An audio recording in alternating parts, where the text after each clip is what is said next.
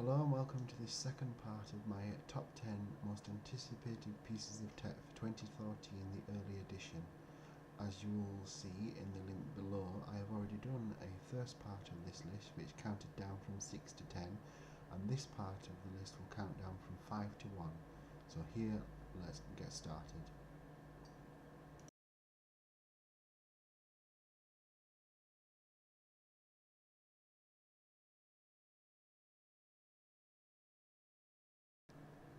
Number 5 on this list is the Steam machines. Now, as many of you know, these are devices that will run Valve's new Steam OS, and Valve is working with a number of partners to produce these machines, which will practically run a computer-based software system and allow you to play computer games in your living room. The prices of these machines run anything from just under $500 all the way up to $6,000. It's very interesting to see that Valve wants to try and challenge the pre-existing, contributors to the gaming market, particularly Sony and Microsoft. But essentially, I feel that it's, again, particularly with the Oculus Rift, this depends on the pricing of the machines themselves and how competitive they will actually be, as if they're just too expensive, not many people will buy them, they will become a niche product, whereas if they're priced competitively and really challenge the preconceived ideas that Sony and Microsoft have dominance over the gaming market, I feel that this could be a real change and we could see more competitors joining in, and I feel that this could be something that would bring back innovation, challenge the market to come up with new and exciting ways of doing things. So I feel that the Steam machines, if they're done correctly and they're priced correctly, they could have a really big impact, and hopefully we will see these sometime in the summer and autumn.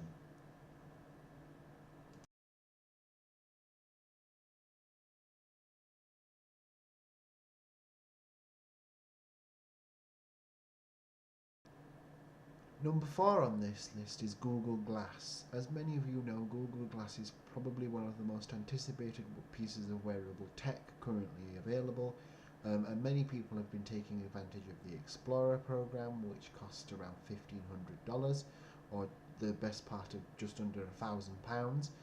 And Google Glass is a very intriguing product, and it's getting quite accelerated in its development, which many believe that it's going to be released very soon sometime, maybe in Q1 or Q2 of 2014.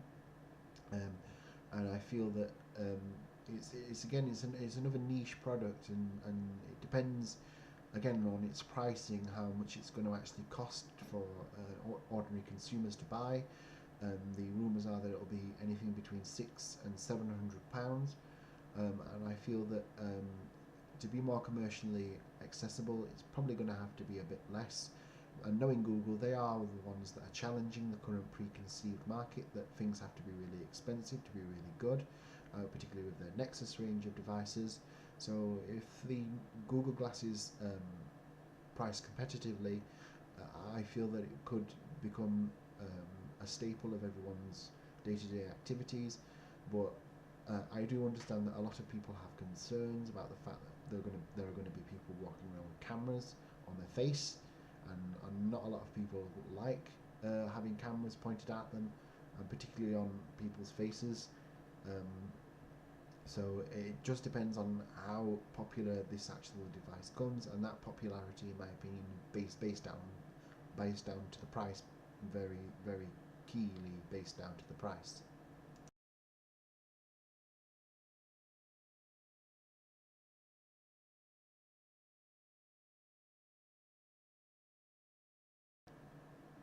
Number 3 on my list is the Samsung Galaxy S5. The current rumours and speculation are that this phone will have a 2K display. It will probably have a 3000 milliamp hour battery, and probably bigger. It will also probably have a 16 megapixel camera.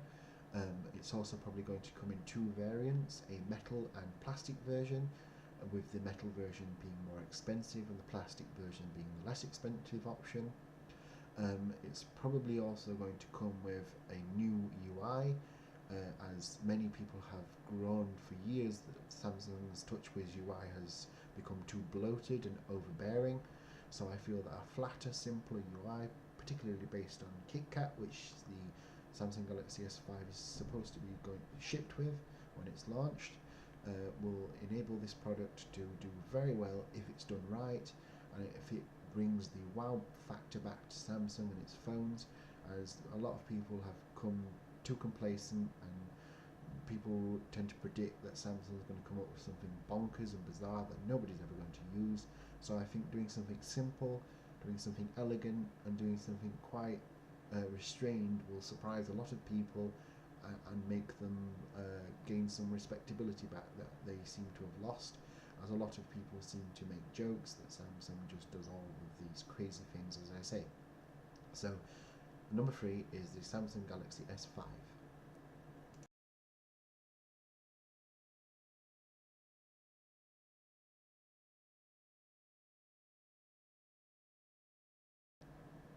Number 2 on this list is the iPhone 6s. Yes, you heard correctly, that's the iPhone 6s. Again, Apple is likely to produce 2 iPhones this year. The first one will be a 4.7 or 4.8 inch phone, and the second phone will probably be a 5.5 inch phablet, which will be the first phablet that Apple has ever produced. These screens are also going to be a retina display, but they're going to be of a much higher quality. It's also going to have a larger battery, and will probably be released with iOS 7.1. I feel that these two phones are very intriguing, and it'll be interesting to see what Apple does to make these screen increases justified. Another rumour suggests that they'll be doing a standard 4-inch iPhone 6, to make people who currently have an iPhone 5S or 5C happy, as most Apple users like that their phone has a one-handed usability. So the iPhone 6 is the second most anticipated device on my personal list.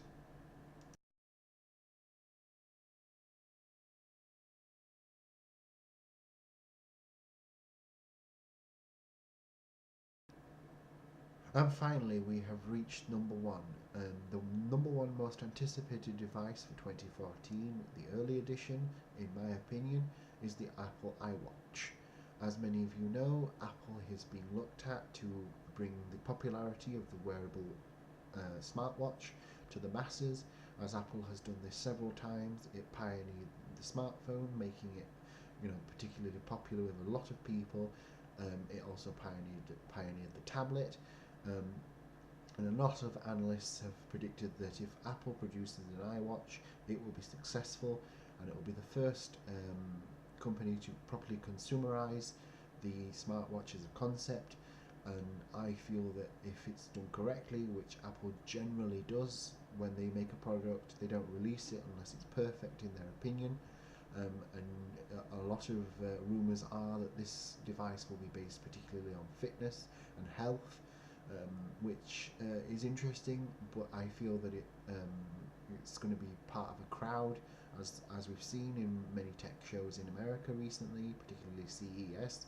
A lot of companies have gone down the health route, as they see that as the easiest option. But another company that is doing quite well, particularly with smartwatches, is Pebble, as they've just released the Pebble Steel. So it'll be interesting to see how Pebble reacts if the iWatch gets traction and starts selling huge units. What are they going to do to make themselves differentiate? Are they going to be a direct competitor, or are they going to do something totally different? As the Pebble Steel currently works on iOS and Android, but the iWatch will probably be, definitely going to be an iOS exclusive, and probably will never work on Android ever. So number 1 on this list in my picks of the most anticipated tech of 2014, the early edition, number 1 is the Apple iWatch. So there you have it. There's my 10 picks of the most anticipated tech for 2014, the early edition. As I said earlier in the video, I will be doing another video later on this year to discuss which of these rumours have been true, what have come true in them, what specifications were correct, all that sort of thing. But I want to know what are your most anticipated pieces of tech for 2014. Please leave these in the comments below. Tell me if you agree with my list or you don't agree. If you respect my opinion, I'll respect yours. Please let me know what you think in the comments section below, and if you want to follow me on any social networks, these will also be linked in the description down below, and I will hopefully see you in a future video where we will discuss everything tech. I would also like to ask you, if you like this video, please hit that like button. If you want to subscribe to this channel, please hit that subscribe button as well, and I will hopefully see you in a future video. Thank you and goodbye.